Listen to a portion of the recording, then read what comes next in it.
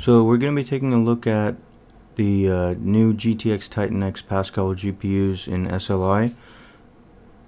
The system is running a 6950X overclocked to 4.3 gigs, and the GPUs in SLI are overclocked to about 2025 megahertz, and the memory is overclocked to about 5702 megahertz, which is about 11,404 megahertz, which is really fast. So we're going to actually be comparing this to the previous video that I did, which was showcasing the benchmarks for a single GTX TITAN X Pascal at 4K and 5K. So this time we're going to be looking at the GPUs in SLI at the same resolutions with the same games. So how they perform at 4K UHD and 5K, which is 70% more pixels than 4K. Let's take a look at how the GTX TITAN X Pascal GPUs in SLI perform on some synthetic benchmarks.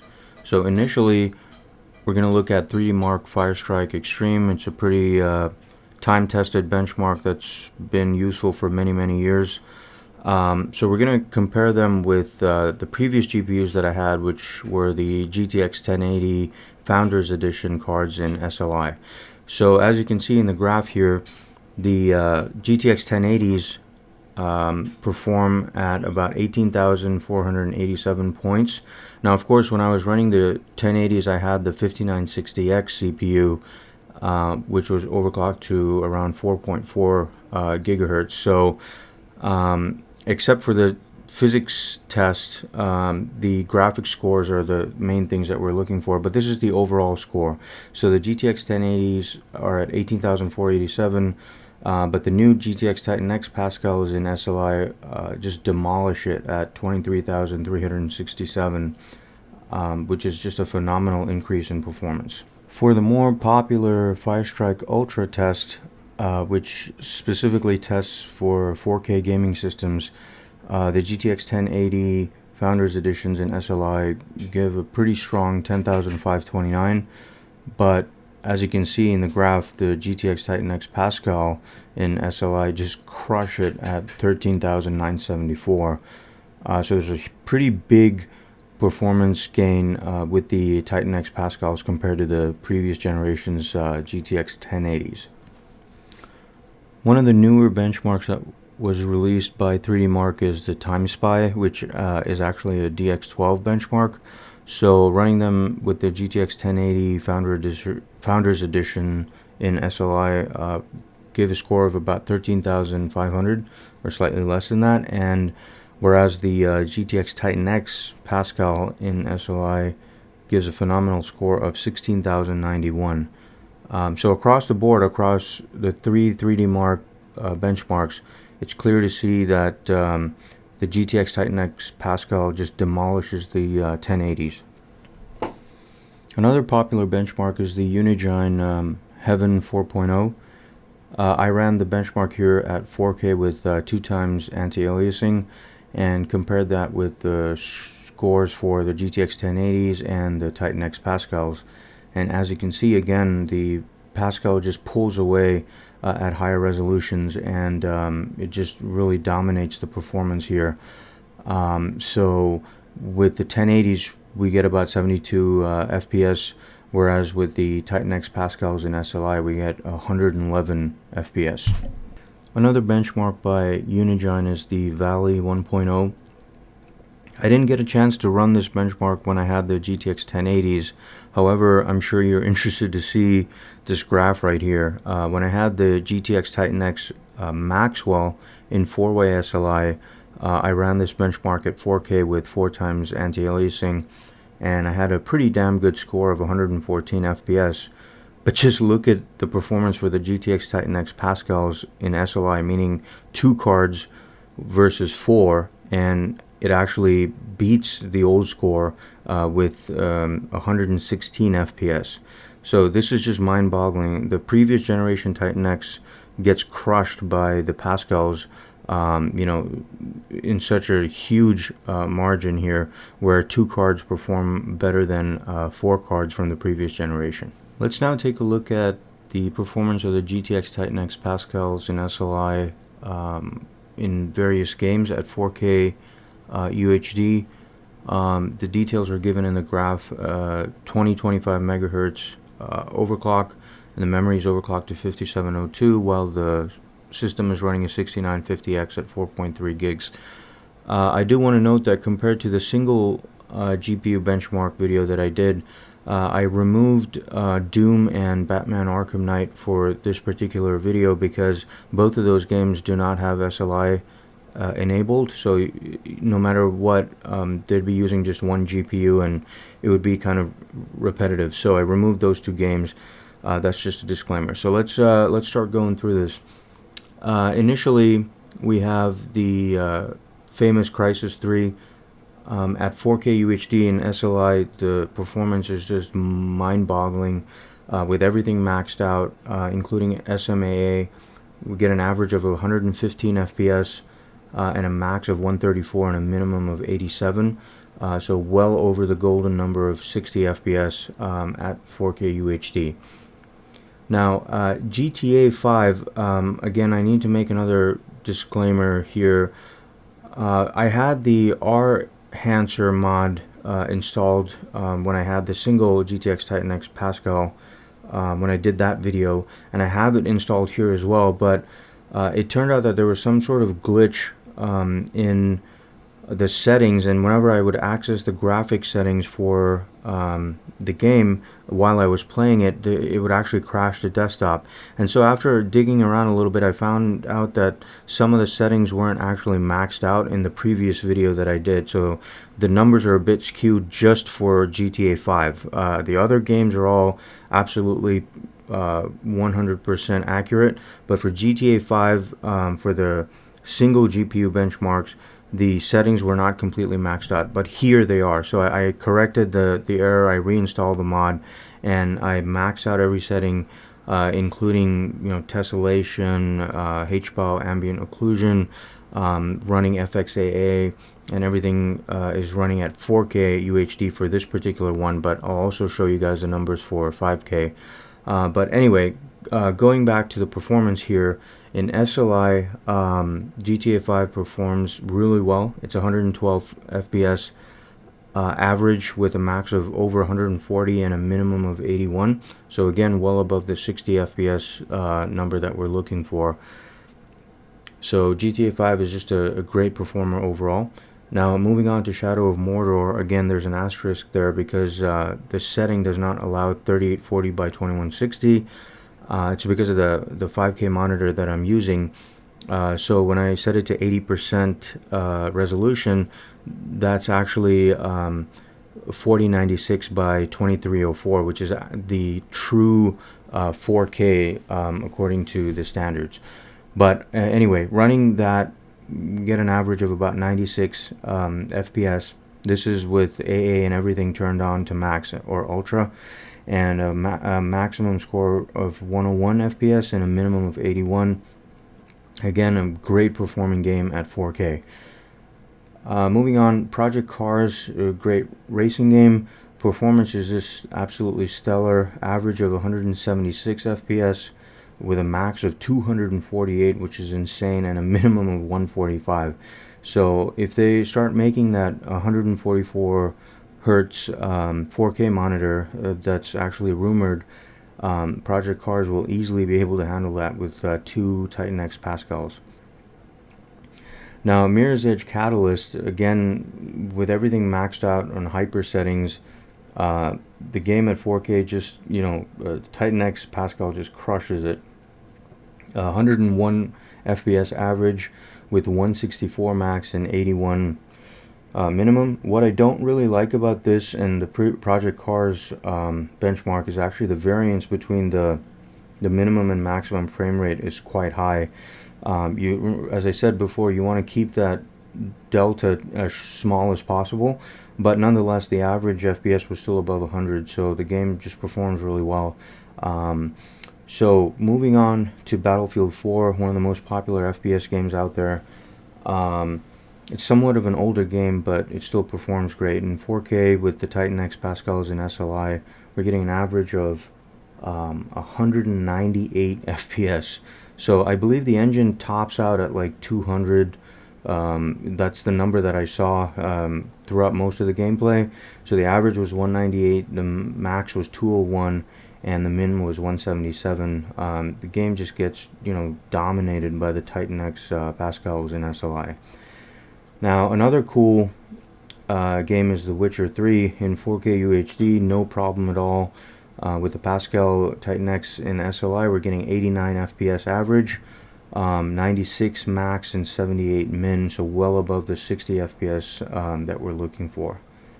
So now the more interesting benchmarks for the TITAN X Pascals and SLI is at a much higher resolution of 5K, which is about 14.7 million pixels.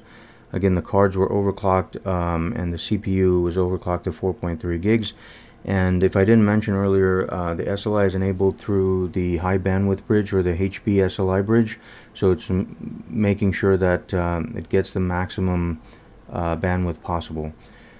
So looking at this graph, we can start off with Crysis 3 again, and on average we're hitting the golden number at 5K, maxed out, averaging 69 FPS with a max of 81 and a minimum of slightly less than 60 at 57, which is not bad at all, but on average 69, so it's completely playable, super smooth, looks amazing.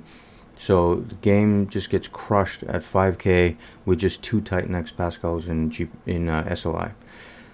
Now GTA, please keep in mind the disclaimer I mentioned a little while ago for the 4K benchmark. So this was now corrected. Every setting has been maxed out here in 5K running the R-Hancer mod, and on average we're getting 90 FPS, max of 104, and a min of 78, with a ton of mods installed, including cars, planes, road textures, freeway signs, blood textures, etc., etc. So the game just performs really, really well. It's amazing. I'm going to be doing a lot of videos of GTA 5 with different mods and whatnot, so stay tuned for that. So moving on to Shadow of Mordor, at 5K, everything maxed out. We're still getting over 60 FPS, which is amazing on average. 69 FPS on average, 94 max, but 47 min. So the variance is a little high. Not as good as I would have liked it, but nonetheless the average was still 69, which is really good. Project Cars it just amazes me because of how well it performs at all resolutions. I even have a little bit of AA turned on at 5K, although it's not needed. Everything else maxed out, averaging 161 FPS, max of 191, and a min of 140. So the game just looks phenomenal and performs even better. Mirror's Edge Catalyst, this was truly like amazing for me, because the average FPS is 56, which is close to the 60, which is what we're looking for, and it's totally playable. However, having said that, there were points in the game where the performance dipped quite a bit, and as you can see in the graph, the variance is really large here. A max of 201 FPS and a minimum of 30, so that's something we definitely want to avoid or mitigate. But in this case, it just depends on where you are in the game, and sometimes the performance dips, sometimes it's really good. So other than that, on average I was still getting close to 60 FPS, which was definitely playable and a lot of fun. And coming back to my favorite FPS at the moment, which is Battlefield 4, on a 64 player pub server, usually doing rush or carrier assault or one of those modes. The game just performs tremendously well. 171 FPS on average, over 200 max, and a min of 119. Again, the variance is a little large there, but the average was so high that it didn't matter. I didn't notice any perceptible effects in performance. So still a great performing game. Everything was on ultra, not running any AA, however. An interesting tidbit here is, just for shits and giggles, I tried 8K resolution And I usually hate doing this, but on the 5K monitor, I put the resolution scale to 150%, which translates to 8K. And that, with everything on Ultra, I was still getting like 80 FPS or 85 FPS on average, which is just like amazing. So we've got to stay tuned for whenever they release the 8K monitors. Last but not least, The Witcher 3, which is, you know, an amazing game. I was playing the Blood and Wine expansion pack. Everything maxed out, including Hairworks, with 8 times AA. And we hit the golden number on average, 60 FPS, 72 max, and a min of 43. Now, if you look back to the single TITAN X Pascal benchmark video, you'll notice that at 5K, The Witcher 3 was getting only around 33 FPS, if I remember right. So with 2 of them in SLI, it actually hits that golden number of 60, which is what we're looking for. So I also want to note that if you guys go back to some of my earlier videos when I had the GTX Titan X Maxwell's 4-way SLI last year and earlier this year, and see some of the Witcher 3 videos, I was getting around 60 FPS, but that was with 4 cards, and we're hitting that now with just 2 cards, and you know, it's just an amazing improvement in technology. So the Pascal architecture is something that's truly amazing and performs quite well. Comparing the GTX Titan X Pascal SLI performance between 4K and 5K, we can see the difference is pretty stark in how much more stressful 5K is. Even with no CPU bottleneck, most likely, because the 6950X has 10 cores and 20 threads, and it's overclocked to 4.3 gigs. So anyway, Crysis 3 at 4K gives, and these are average numbers, by the way, so comparing the average numbers between 4K and 5K, Crysis 3 gives 115 FPS on average at 4K, but at 5K drops to about 69. All I care about is, as long as it maintains 60 FPS, that's all that matters. So in Crysis 3, even at 5K, we're getting well over 60 FPS, which is great, but at 4K, you're getting close to 120 FPS, which is even better. Now, GTA 5 at 4K gives about 112 FPS on average, whereas 90 FPS in 5K, which is not bad to say the least. And that's, you know, with the game modded and has several texture mods installed and car mods and whatnot. So it's pretty stressful, but it still performs really well. Now, Shadow of Mordor, again at 4K is close to 100 FPS, but in 5K it drops to about 69. Again, over that 60 FPS, so that's great. Project Cars is just really an outlier. It performs so great in any resolution that you throw at it. I mean, all I have to say is, on average, in 5K, it's over 160 FPS. Enough said. Mirror's Edge Catalyst variance is quite large. With 4K, and get over 100 FPS, whereas in 5K, it drops to under 60 FPS at 56. I would have liked that number to be slightly higher, but I think I might have to do some more benchmarks on that, because the variance between the min and max FPS was quite high. Now, Battlefield 4 is another outlier. 4K is just, you know, it's too low of a resolution for these Pascal GPUs. The Titan X is averaging 198, whereas in 5K, it only averages 171 FPS.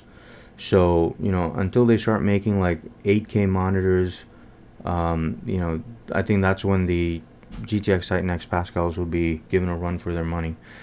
Now, Witcher 3 performs amazingly well in 4K, almost 90 FPS on average, and in 5K it hits the 60 mark, which is great, but the game is definitely stressful on the GPUs, and at 5K it just hits 60, which is what we want, but I would have preferred it if it was slightly higher. So as you guys can see, the performance of the GTX Titan X Pascal GPUs and SLI just dominate everything out there right now. If you guys look at the previous video that I did, the GTX Titan X Pascal single GPU benchmarks, although they perform really well in 4K and 5K, the SLI really kind of takes care of any anomalies that were there, especially with the newer games that use DX12 or are really stressful on the GPUs, and push it closer to that magic number of 60 FPS, which is what we're looking for. However, having said that, the real question you guys are probably asking is, would I really need this GPU? And having owned the GPU for the last, I guess, 3 days now, and wishing that I could run 4-way SLI as I have 4 GTX TITAN X Pascals, I can tell you clearly that if you are playing at 4K or below, there is no reason whatsoever to get more than 1 GTX TITAN X Pascal. That's just like the bottom line. No matter what they say, although SLI scaling is really good, especially for 2-way, and me having owned 4-way SLI since way back in GTX 580 classified days, scaling has been pretty good throughout those days, and I can tell you that at times there were many issues in terms of the drivers not working properly, or scaling being poor, or the games not being optimized for 4-way or even 3-way. The ideal scenario is if a single GPU can run 5K at like 100 FPS, I'd get that over SLI. And that's what everybody should be thinking about. Because the moment you add another card in there, you're introducing a lot of stress on the system, and there could be issues that could arise from time to time. But although there's hardly any issues that I've noticed with SLI, I would say that if you're playing at 4K or below, do not get more than 1 TITAN X Pascal. If you're playing at a higher resolution than 4K, like for instance, if you're playing at 1440p surround, which is about, I believe, 11.3 or 11.7 million pixels, whereas 4K is about 8.3 million pixels, then you might definitely benefit from getting 2 the Pascal GPUs in SLI, especially if your monitors are higher than 60 Hertz. So if you have like 3 Asus ROG Swifts in surround, like I had about more than a year ago, probably a year and a half ago now, then you should definitely get 2 GTX TITAN X Pascals in SLI. Or if you're running 5K like me at 14.7 million pixels, definitely get 2 cards. Or if you're doing what I had back in 2014, which is 4K surround or 3 4K monitors, I would say you definitely need at least 2 cards in SLI. And that was actually my only gripe in terms of this new architecture that NVIDIA decided to gimp anything past 2-way SLI. It would be cool to have like a faster 4K monitor, do a 4K surround setup again, and then have 4-way SLI with this Pascal TITAN X's, and just crush the performance there. So imagine 4K surround, at like maybe 80 Hertz or 120 Hertz, and having 4-way SLI Pascal GPUs. It would just be an amazing experience. However, going back to my point, if you're playing at anything above 4K, get 2 GTX TITAN X Pascals. If you're playing at 4K or below, you will be more than satisfied with just 1 card. So make sure you guys hit that like button, share this video with everybody you know, leave your thoughts in the comments below, and don't forget to subscribe. Thanks for watching.